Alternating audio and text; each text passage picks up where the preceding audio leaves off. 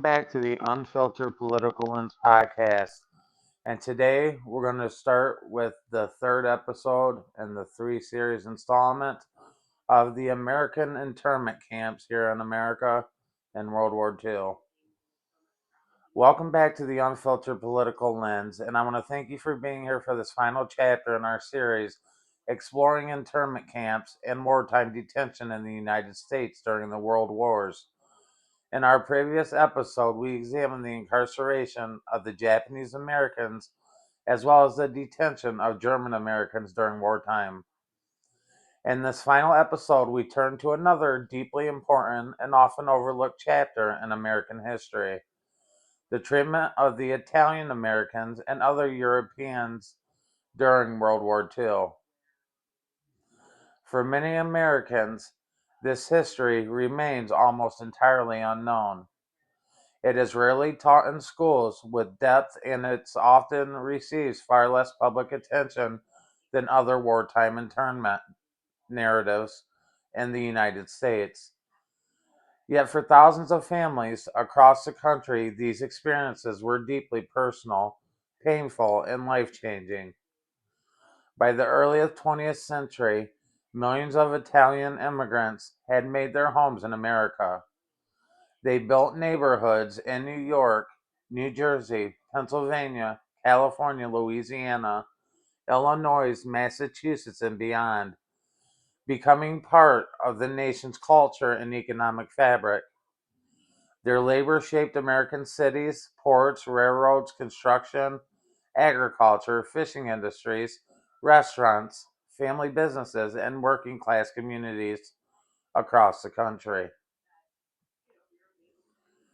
Italian American family life was often rooted in tradition, work, sacrifice, and strong integrational bonds. Families live close together, often with multiple generations under one roof, or only blocks apart, helping one another survive hardship and build the opportunities. Identity was also deeply connected to family name, church, neighborhood, language, and the communities they created together in America. Then came World War II.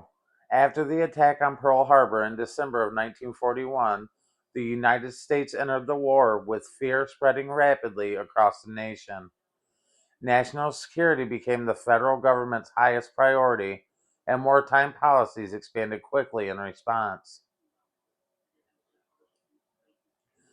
Because Italy was allied with Nazi Germany and Imperial Japan, the Italians living in America immediately came under increased scrutiny. Nearly 600,000 Italian nationals in the United States were classified as enemy aliens under wartime law. Many had spent decades living in America, raising their families and paying taxes, owning their homes and building businesses, yet their legal classifications changed overnight. Many had never completed their formal neutralization paperwork despite having lived in most of their lives in the United States.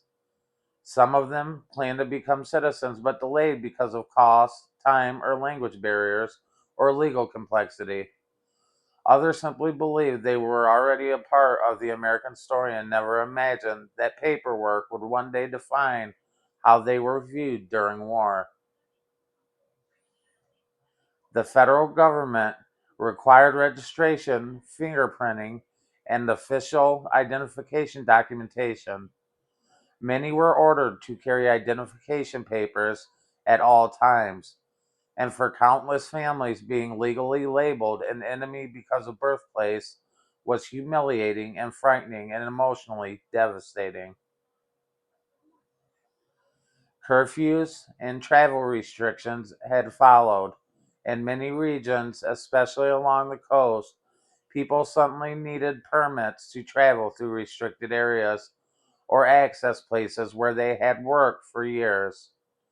Daily life became shaped by the regulations and the surveillance of the uncertainty and the fear.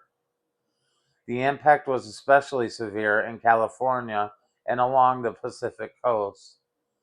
Italian fishing communities were among the hardest hit because their livelihoods depended completely on access to the ocean. Some fishermen were prohibited from entering coastal military zones, while others lost access to their boats, harbors, docks, or fishing waters altogether. For many of these families, a fishing boat was not just property, it represented years of labor and sacrifice and family history. Debt and economic survival passed down through generations, and losing the access to the sea often meant losing the ability to feed an entire household. Entire family economies were disrupted almost overnight, and the markets lost supply, businesses lost income, and docks lost activity, and the families lost their financial foundation. The effects rippled through neighborhoods and communities that had depended on those industries for decades. Children felt those changes as well. They watched fathers unable to work, mothers carrying the emotional weight of uncertainty, and communities filled with tension. For many families, World War II was not just a distant conflict overseas, it arrived directly at their doorstep. On the East Coast, many Italian neighborhoods also lived under suspicion and surveillance. Federal authorities monitored the association newspapers, clubs, publications, and individuals believed to have possible ties to Italy. Even when no arrests occurred, the fear of being watched changed how many families lived every day. Some Italian nationals were also arrested and detained in Department of Justice internment camps throughout the United States. These camps were part of a broader wartime detention system that remains less widely discussed in the public history today. And in some cases, individuals were detained while authorities reviewed their status or investigated suspected ties, often separating them from family with little warning. A father could disappear into custody while children remained home. Confused and afraid, wives were left managing households, finances, businesses, and emotional stress without any answers. Entire families lived in uncertainty, not knowing when or if their loved ones would ever return. And one of the most painful realities was that many Italian Americans' sons were serving in the United States military while older relatives at home lived under restriction or surveillance. Patriotism and suspicion existed side by side within the same households.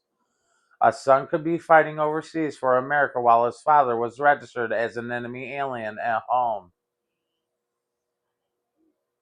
That contradiction remains one of the more difficult parts of this history. The families could love America, build America, work for America, and fight for America while still being viewed with distrust because of their ancestry or their birthplace. That tension reveals just how complex wartime identity became in the United States. Other European communities also experienced wartime scrutiny in different ways. It all depended on nationality, citizenship, paperwork, immigration status, or location. Some Australians, Hungarians, and Romanians, as well as Bulgarians and others connected to the Axis, controlled the region, faced registration requirements. Investigation, movements, restrictions, or detention, their experiences varied, but many lived with the same uncertainty surrounding the wartime classification. Some had already fled political violence or authoritarian rule in Europe before arriving in the United States. For refugees, especially, facing renewed suspicion in America could feel devastating and deeply disorienting. Their stories reveal how the wartime fear often failed to separate governments abroad from the ordinary civilians trying to survive. Much of this authority came through the Alien Enemies Act of 1798, a law dating back to the earliest years of the United States during wartime. It allowed that the federal government to regulate, restrain, and detain nationals of enemy countries living within America. And during World War II, that legal authority became part of the broader machinery of the wartime detention and domestic security policies.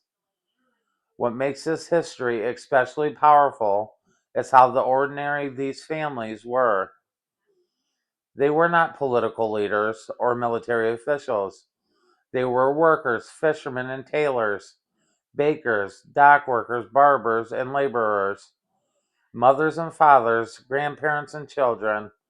Their stories unfolded in the neighborhoods and homes, churches, fishing docks, and family stores in communities across America.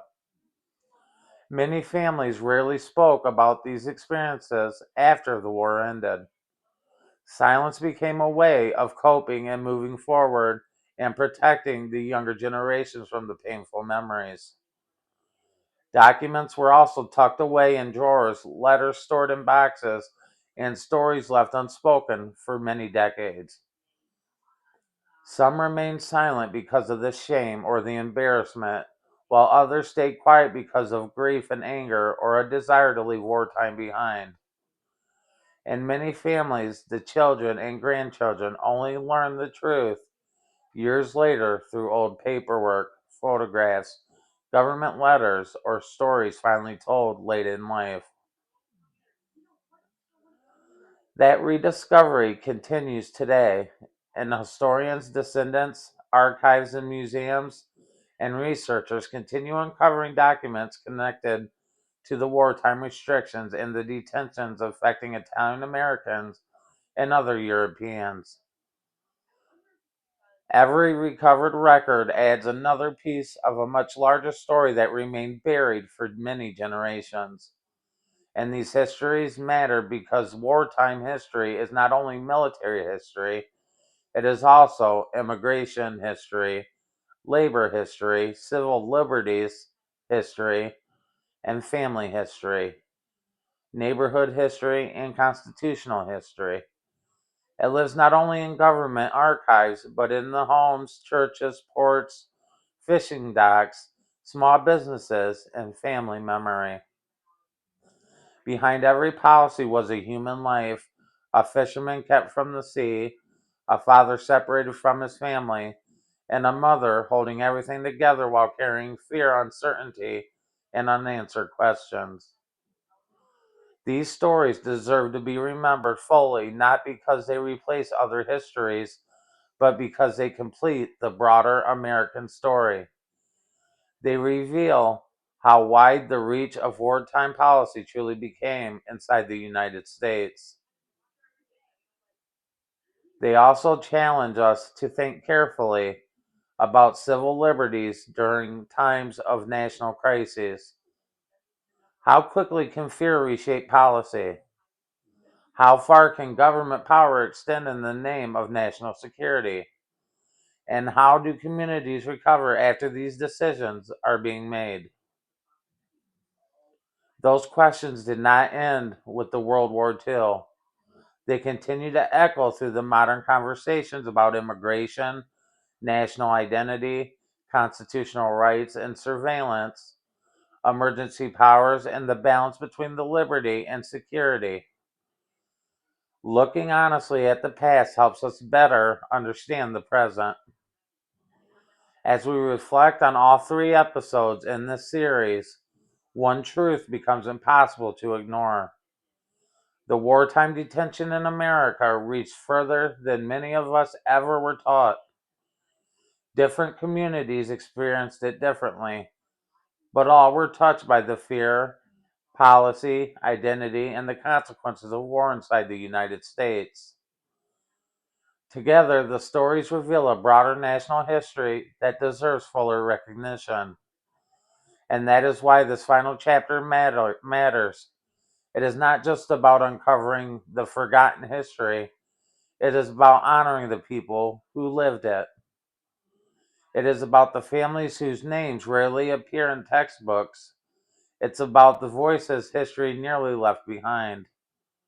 and it's about making sure those voices remain part of the American story moving forward.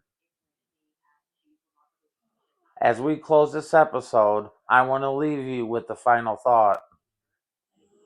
The history of wartime detention and internment in America was broader and more layered and more humane, and more human than many of us were ever taught.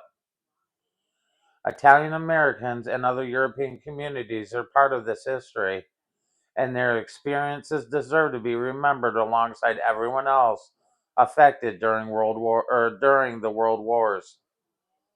If this episode connected with you, I encourage you to go back and rewatch all three episodes in the series from beginning to end.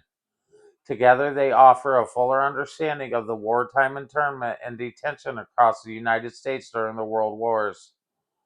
From Japanese Americans to German Americans to Italian Americans and other European communities.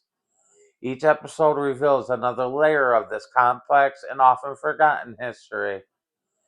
Together, they tell a larger story about the war, identity, fear, resilience, civil liberties, and a remembrance.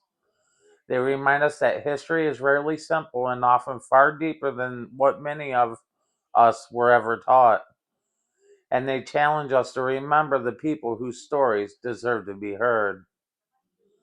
Thank you for being here with me on Unfiltered Political Lens.